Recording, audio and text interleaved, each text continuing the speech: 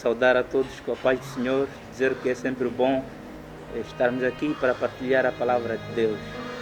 E hoje trago a palavra do Senhor que se encontra no Evangelho de Marcos, capítulo 4, nos versos 35 a 41, onde eu trago o tema como sendo: não temas, apenas creia no nome de Jesus. Ora, vejamos o que diz a Escritura Sagrada, Marcos 4, 35 a 41. Naquele dia, sendo já tarde, disse-lhe Jesus: passemos para outra margem. E eles, despedindo a multidão, o levaram assim como estava no barco, e outros barcos o seguiam. Ora, levantou-se grande temporal de vento, e as ondas se arremessavam contra o barco, de modo que o mesmo já estava a encher-se de água.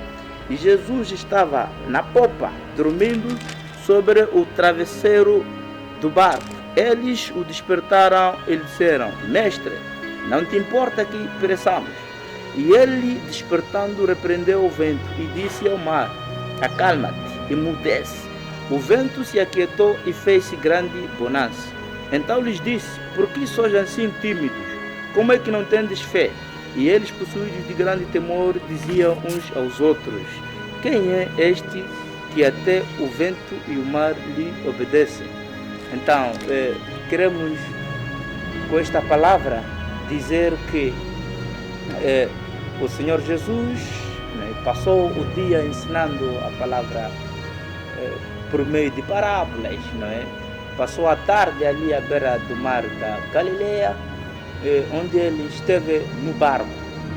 E de seguida, como diz a Escritura Sagrada, ele decidiu, ao final do dia, avançar para a outra margem do mar. Então, como diz a Escritura Sagrada, durante a sua navegação, levantou-se no meio, né, daquela navegação um grande temporal de tempo. Então, porém, aqui a palavra importante que nós temos aqui é a tempestade.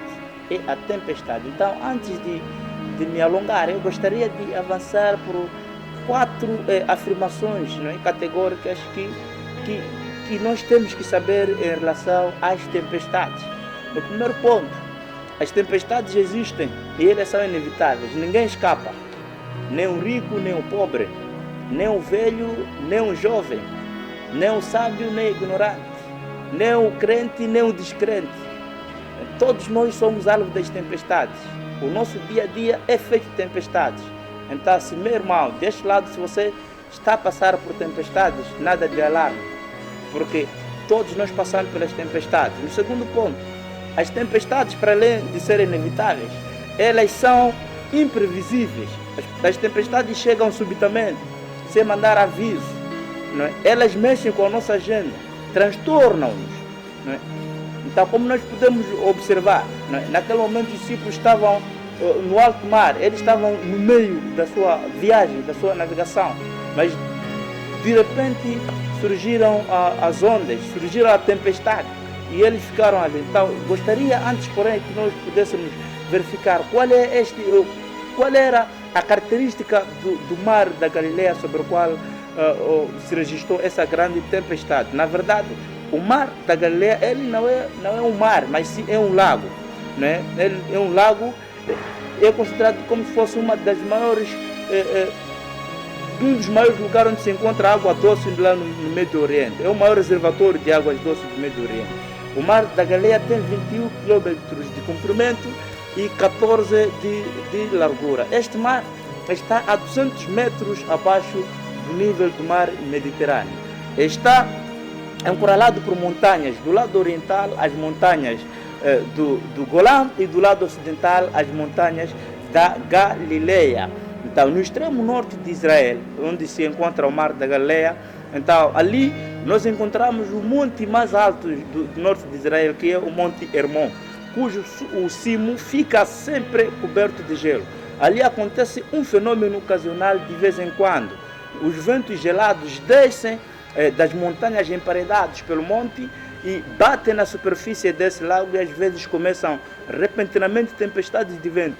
Então, muito provavelmente foi o que aconteceu naquele dia, né? De repente, houve aquela tempestade. Então, irmão, isso tem acontecido assim nas nossas vidas, não é? Nós saímos, se calhar estamos de passagem, vamos visitar alguém e somos confrontados, não é, com uma tempestade ou com um acidente, somos confrontados com uma situação que se calhar nós nem contávamos. Então isso é relacionado ao que aconteceu com os discípulos. Eles estavam a caminhar e de repente aconteceu aquela tempestade. Então no terceiro ponto, as tempestades da vida, meus irmãos, muitas vezes são inadministráveis. Só para imaginar, uma maior parte daqueles discípulos que estavam ali no barco eram pescadores. Muito provavelmente já tinham passado pela mesma situação. Então, naquele dia, eles, se calhar, com a intenção de deixar o mestre descansar, tentaram resolver a situação, mas não foi possível, né? Então, irmãos, isso significa que na nossa vida, às vezes, é assim. Há coisas que nós temos o domínio, há coisas que, se calhar, nós passamos com muita facilidade, mas chega um dia em que já não é possível resolver. Então, as tempestades são assim. Os discípulos, eles dominavam o mar. Muitos deles, como dissemos antes, eram pescadores. Muitos deles já conviviam naquele mar vermelho, mas naquele dia não era possível gerir aquela tempestade. O que quer dizer, irmãos? Há vezes que na nossa vida acontecem coisas que nós não temos mais controle. Só apenas Deus é que pode fazer, mesmo sendo as mesmas coisas que nós tínhamos domínio, se calhar, em outras situações. Mas chega um momento que nesse dia não temos outra solução senão a mão de Deus. Então, o quarto ponto, as tempestades são pedagógicas, irmãos. Muitas das vezes nós achamos que Deus, Ele também fica em choque quando as tempestades chegam. Deus nunca se descontrola, Deus nunca esteve em choque com as tempestades. Quando Deus manda as tempestades, Ele tem um propósito para a nossa vida. Deus não manda as tempestades não para nos destruir, não para nos matar. Ele manda as tempestades para nos ensinar, para que a gente possa crescer, para que a gente possa amadurecer e endurecer as nossas decisões. Então, se nós formos a ver, como dissemos logo no princípio, essa tempestade acontece no momento em que Jesus acabava de ensinar aos discípulos sobre as parábolas do reino de Deus. Então, o que nós podemos aprender é que pode-se dar o caso em que Jesus estava a ensinar a eles que aquilo que nós aprendemos de Deus, muitas das vezes, só é endurecido, muitas das vezes se torna verdade, se torna mais forte nas nossas vidas, quando primeiro é testado pelas tempestades. Então, se nós formos observar, irmão, o texto que nós acabamos de ler está regido por 3 perguntas. A primeira pergunta está no verso 38, que é a pergunta dos discípulos a Jesus. A segunda pergunta está no versículo 40, que é a pergunta de Jesus aos discípulos. E a terceira pergunta está no verso 41, que é a pergunta entre os discípulos. Então, já que o texto está regido por essas 3 perguntas, então é sobre esse assunto que nós vamos refletir nesse dia de hoje, irmão. Então, a primeira pergunta, no verso 31, os discípulos disseram ao mestre: não te importa que pereçamos. Então, se formos a ver, irmãos, essa pergunta é a nossa pergunta, é a pergunta do nosso sofrimento, por um problema, né, que aperta o nosso coração. Quando nós oramos, não vemos a resposta de Deus. Quando jejuamos, as coisas se agravam, né? Aqui nós fazemos essa pergunta: mestre, não te importas que nós moramos, não te importas que eu mora, Senhor? Então, essa tem sido a pergunta, porque os discípulos já tinham feito o que eles achavam que deveriam fazer, mas a situação não estava a se resolver. E eles estavam a saber cada vez mais afundar. Então, viram o Senhor Jesus descansando, dormindo. Por isso eles fizeram essa questão. Então, nós também, irmãos, nossa vida tem sido assim. Há vezes que nós oramos, nós queremos resolver um assunto, uma situação, e Deus nunca nos dá a resposta no momento que nós achamos. E às vezes ficamos com essas lamentações. Será que, Senhor, não te importa que nós soframos, não te importa que nós moramos? Mas como nós podemos observar, as tempestades têm um objetivo, devemos verificar lá à frente. E se nós formos observar, né, a pergunta que os discípulos fizeram ao Senhor Jesus, essa pergunta foi feita com um tom de censura, né? Significa que alguma coisa não estava bem no coração dos discípulos. Então, o que é que não estava bem no coração dos discípulos? 3 coisas que nós podemos observar que possivelmente não estava bem no coração dos discípulos. Porque se nós formos observar, os discípulos sabiam muito bem, já tinham percebido a ordem do Senhor Jesus. Ele já tinha dito que passemos para outra margem. Por que eles não creram nessa palavra? Então significa que tinham coisas que não estavam bem no coração dos discípulos. 3 coisas que eu gostaria de partilhar com os irmãos, que possivelmente estavam no coração dos discípulos, qual era a primeira coisa? A dificuldade de conciliar a ordem de Jesus. Passemos para outra margem com a chegada da tempestade. No verso 35, então, irmãos, aqui nós vamos de ver que muitas das vezes nós conhecemos a palavra de Deus, muitas das vezes nós temos a mensagem de Deus, mas o que acontece? Nós, às vezes, deixamos essa palavra à parte e começamos a andar na nossa própria confiança.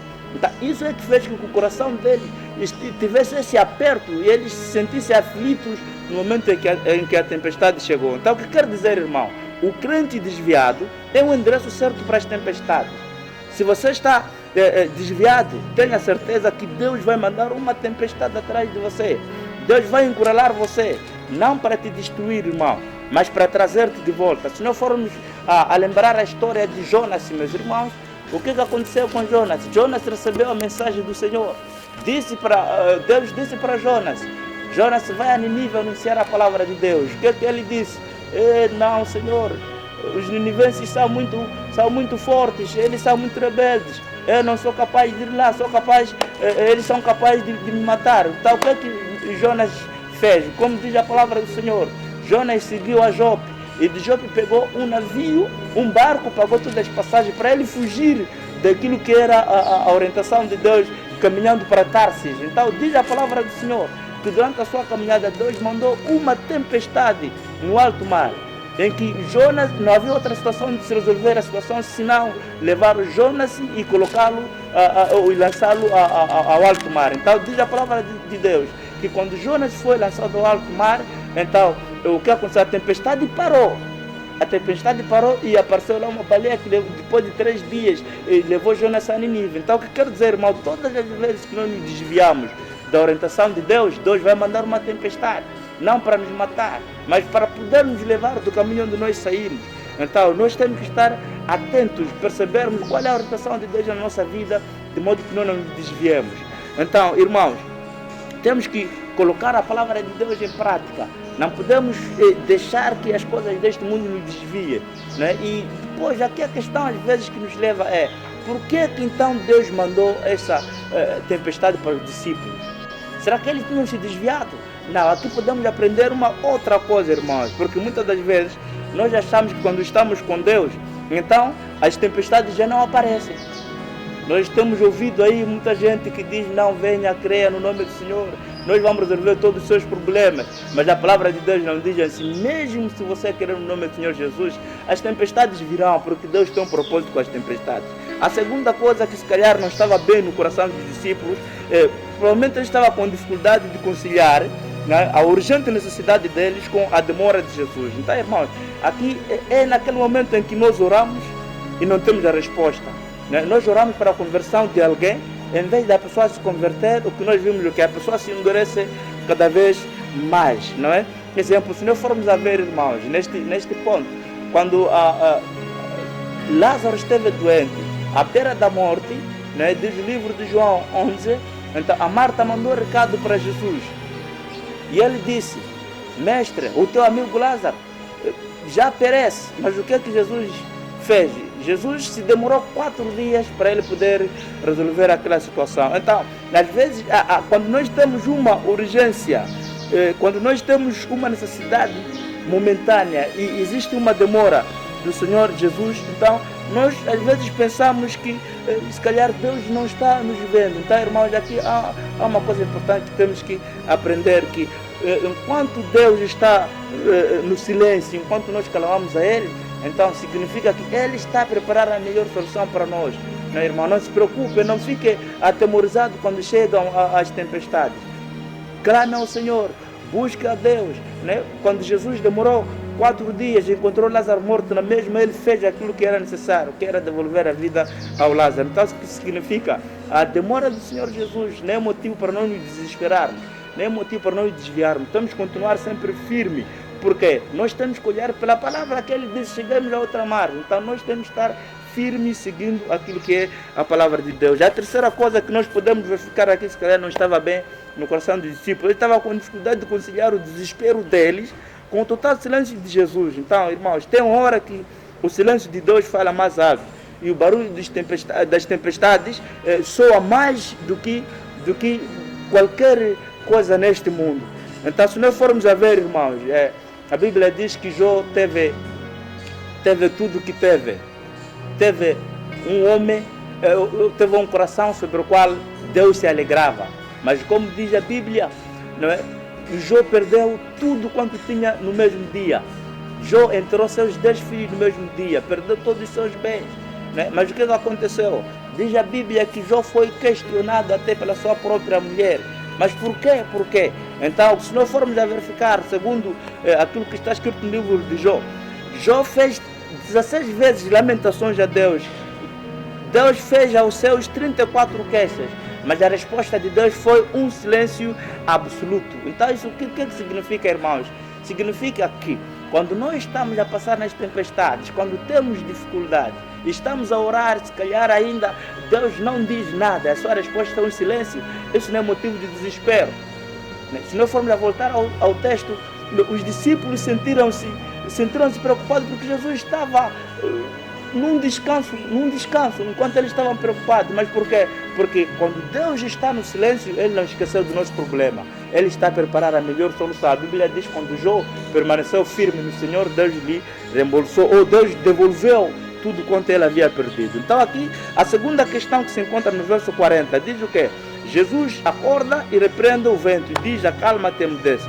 Então, irmãos, aqui nós havemos de ver, não é?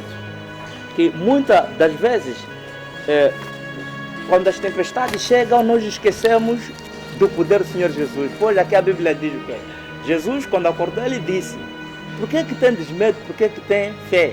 Imagina se o irmão estivesse naquele barco, naquela noite, com aquela tempestade toda, passando por toda aquela tribulação, e de repente acordasse o homem e dissesse: por que tens medo? Mas na verdade, o que é que Jesus queria ensinar ao perguntar a eles por que eles deviam ter fé e não medo? Nós podemos ver aqui 4 coisas. Eles deviam ter fé e não medo, por quê? Por causa da promessa. Jesus disse: passemos para outra margem. Então os discípulos deviam saber isso, que Jesus tem poder para todas as coisas. Jesus tinha controle, ele tem controle sobre todas as coisas. Então não poderiam se desesperar. O que é que o mestre disse? Passemos para outra margem. E a segunda coisa que os discípulos deviam ter em mente, não é? Ter fé, não medo. Qual era? É a sua presença. Quem é Jesus? Jesus é o Criador do vento, o Criador do mar, do universo. Ele é o dono de todas as coisas. Ele promete estar conosco até a consumação dos séculos. Então, isso os discípulos deviam ter em mente. A terceira coisa, os discípulos deviam ter em mente a paz de Jesus. Jesus sabia que a tempestade viria, sabia sim, claro que ele sabia. Por isso, ele disse até em João 16:33, que no mundo tereis aflições, mas tende bom ânimo. Então, significa que Deus nunca se surpreende com as tempestades, irmãos. Nós temos que estar firmes de que o Senhor está de olho em nós.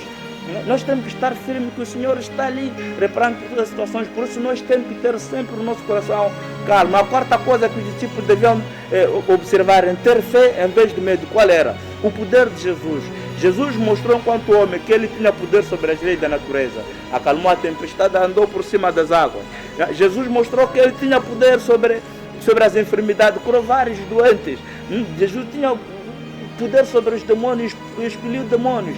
Diz a Escritura Sagrada que Jesus até expeliu os 7 demônios que estavam na Maria Madalena. Jesus até tinha poder sobre a morte. Então essas coisas são importantes para nós como cristãos, como crentes, né? Que as tempestades quando chegam, nós não podemos nos alarmar, não podemos abandonar a palavra do Senhor, temos que estar firmes, porque o Senhor está no controle de todas as coisas. E a terceira, a última pergunta era: quem é este? Então, após tudo quanto os discípulos viram, na verdade eles sentiram-se maravilhados após o Senhor Jesus ter acordado com uma palavra: emudece-te, acalma-te, e o mar se acalmou. Então ficou: quem é este? Esta é a questão que eu gostaria de fechar, não é? Esta reflexão com os irmãos. Quem é este que até o mar, que até a tempestade lhe obedece? Então, irmãos, quem é este? Este é Jesus. Este é Jesus, o qual tem poder sobre todas as coisas, o qual sustenta todas as coisas com a sua palavra, o grande advogado justo, aquele que há de vir pessoalmente. Então, irmãos, não se deixe levar pelas tempestades, creia no poder de Jesus, creia no nome dele, porque ele está no controle de todas as coisas, meu irmão. Eu quero te encorajar para que não se deixe levar por nada neste mundo. Creia no nome do Senhor Jesus. Eu sei que às vezes nós nos sentimos fracos quando chega a doença, quando chegam os problemas familiares, não é? Quando temos problemas financeiros, mas nós temos que crer no nome de Jesus, que Ele está no controle de tudo. Ele é aquele que com uma palavra pode acalmar a tempestade na sua vida. Então creias também, meu irmão, né? Creia no nome dEle, creia nele, entrega-se a Ele, né? Confia a sua vida a Ele, porque Ele tem poder. Se Ele acalmou a tempestade com uma única palavra, Ele também pode acalmar todos os problemas da sua vida. Então creia no nome do Senhor Jesus, entrega-se a Ele, porque Ele está no controle da nossa vida. Então quero com esta palavra encorajar o irmão. Continue sempre confiando nele e não deixe que as tempestades tomem o controle de você, mas que você controle a tempestade no nome do Senhor Jesus. Deus abençoe.